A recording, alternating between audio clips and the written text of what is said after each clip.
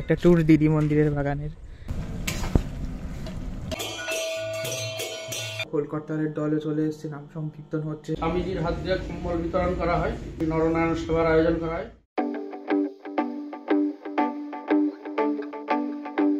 Hello everyone, welcome back to the channel, welcome to A brand new blog. 8th of January আর এখন সকাল ওই 9টা।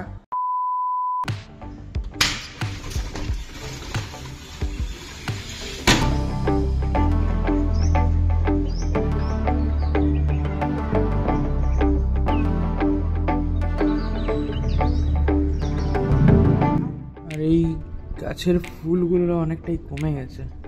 Actually ভেবেছিলাম আর কি, তখন তো বেশ ভালো ফুল ছিল কিছুদিন আগেও, লাস্ট 3-4 দিন আগেও ভেবেছিলাম এগুলো সরস্বতী পুজোর ডেকোরেশনে লাগাবো, বাট এখন মানে ফুলই নেই, জাস্ট 2-1টা করে আছে। 2000 years later. আর আজকের ব্রেকফাস্টে হচ্ছে কড়াইশুটির কচুরি আর চা। আর এদিকে TMKOC। আর হঠাৎ করে আজকে কোথা থেকে এত বাঘমো উড়ে চলে এসছে আমাদের বাড়ির জাস্ট পাশেই, এই জানলাটাতে চাক পড়ার চেষ্টা করছে। সামনেই মনে হয় কোথাও মৌচাক ছিল, সেটাকে ভেঙেছে দিয়ে এসছে এখন এখানটাতে। এই এতগুলো একসাথে উড়ছে, জাস্ট আওয়াজটা একবার শোনো, ভন ভন ভন ভন কন্টিনিউ এই আওয়াজটা কিন্তু এই বাঘমৌগুলোর। ঠাকুর ঘরের চূড়াটাতে বসছে এখন। আজ হচ্ছে আমাদের মায়ের মন্দিরের প্রতিষ্ঠার তিথি, রটন্তী অমাবস্যা। রটন্তী অমাবস্যাতেই আমাদের মায়ের যে মন্দির সেটা প্রতিষ্ঠা হয়েছিল। তো আমাদের ডেটটা ফলো করা হয় না, যে ডেটটাতে প্রতিষ্ঠিত হয়েছিল আমাদের এই তিথিটাকে ফলো করা হয়। তো এই তিথিটাতে মায়ের পুজো হয়, প্রতি অমাবস্যাটা হয়ই, আর তিথিটাতেও একটু বিশেষ করে মায়ের পুজো অর্চনা করা হয় আর কি। যে অমাবস্যার যে তিথিটা সেটা পড়ছে হচ্ছে সন্ধ্যে 7:30টার পর। তো এখন তো ওই জন্য কোনো কিছু করা যাবে না, পুজো টুজো সব কিছু সন্ধ্যে 7:30টার পর হবে।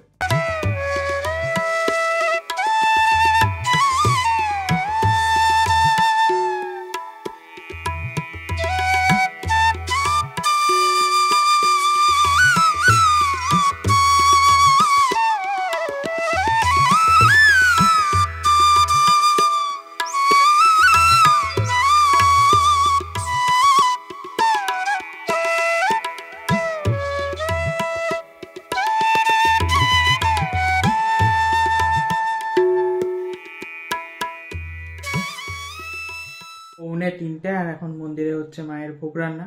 আর আজকে বাবা করছে, মানে মায়ের যে ভোগ রান্না যেটা মাকে নিবেদন করা হবে সন্ধ্যেই পুজোর পর, পুজোর সময়, সেটা বাবাই করছে আজকে।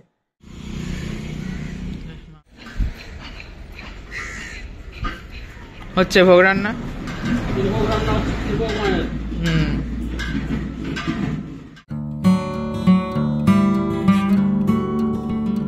কি কি হচ্ছে আজকে? হ্যাঁ, হ্যাঁ, যে ব্রাহ্মণ করে তাকে পাওয়া যায়নি, আজ তার অন্য কাজ সে আসতে পারেনি, ওই জন্য আজকে পুরো মায়ের ভোগটা বাবাই করছে। এদিকে ক্ষীর ভোগ, আর এদিকে মা সবজি কাটছে এখন, লাবড়া।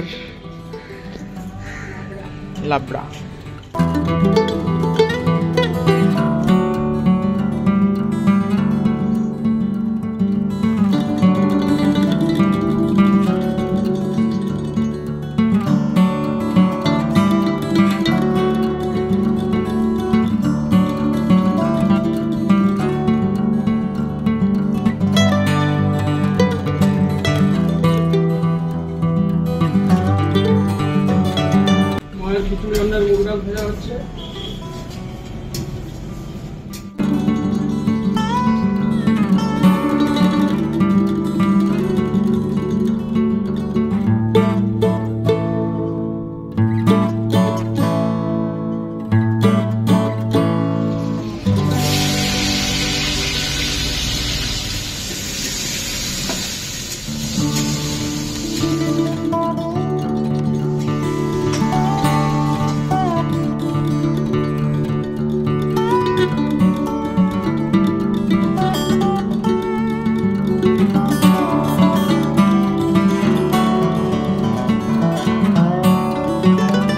লাবড়া রাখবো, ফুলকে কেটে যাচ্ছে লাবড়ার জন্য।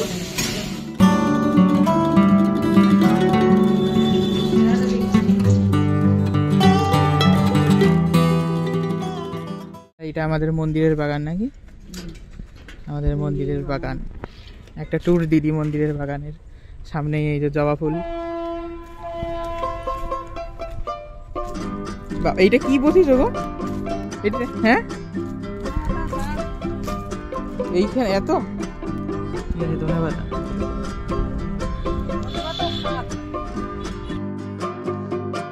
নিজেদের চাষের নিজেদের বাগানে ধনেপাতাতে রান্না হয় বাড়িতে।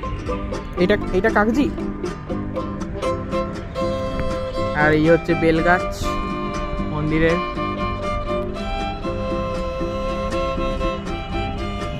হুম হুম হুম হুম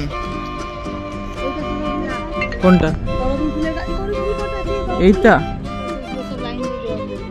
হুম আর এই সামনে একটা সাদা ফুল। হুম হুম এই হচ্ছে আমাদের মন্দিরের একটা ছোট্ট বাগান, যেখানে মা বাবা সমস্ত গাছগুলো বসেছে। আর এখান থেকে এই সব মন্দিরের মানে পুজো টুজো লাগে আর কি।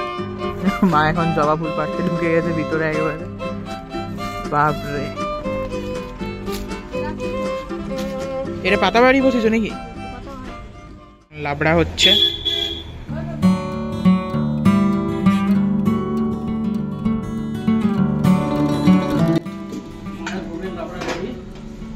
আর কি বাকি? খিচুড়ি।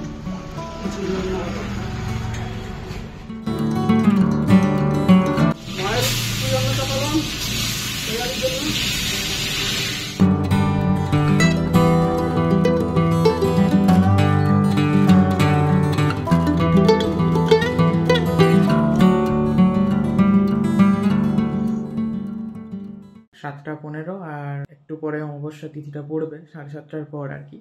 তো এরপর সব ওই জন্য পুজোর ফাইনাল জোগাড় টোগাড় সব হচ্ছে, মানে এক জায়গায় সব রাখা, তারপর পুজো শুরু হবে।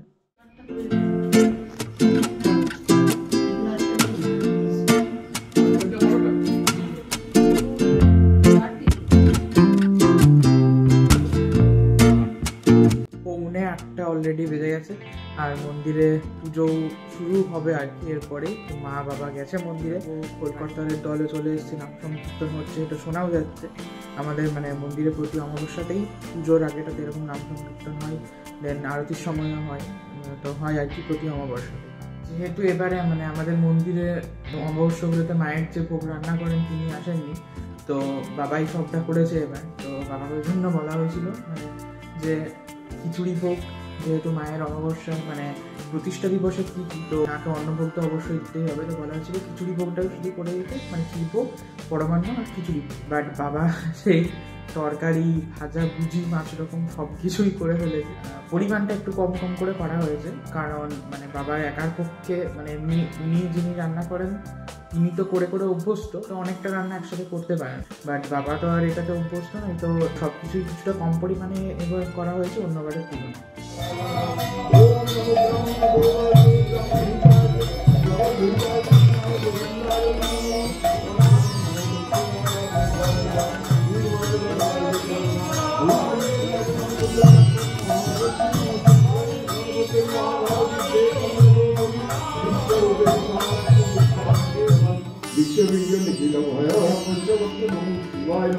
महादेवाय नमः महेश्वराय नमः पशुपते इदं स्वांजलं श्री दुर्गाय भो नमः इदं स्वांजलं नमः भो नमः।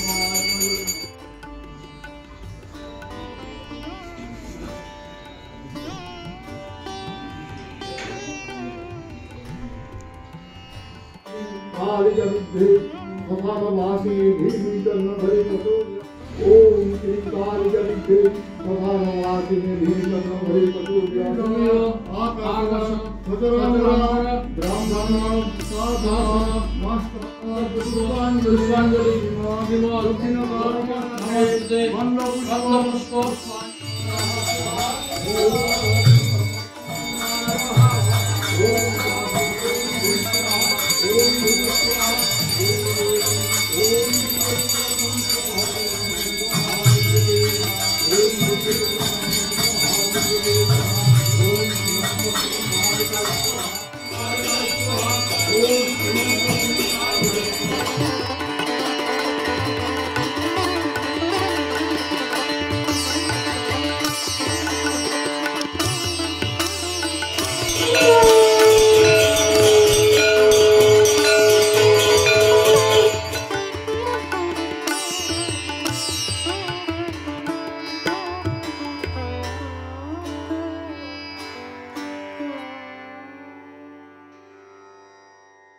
পুজো তো সম্পন্ন হলো ভালোভাবেই, প্রসাদ বিতরণ হলো।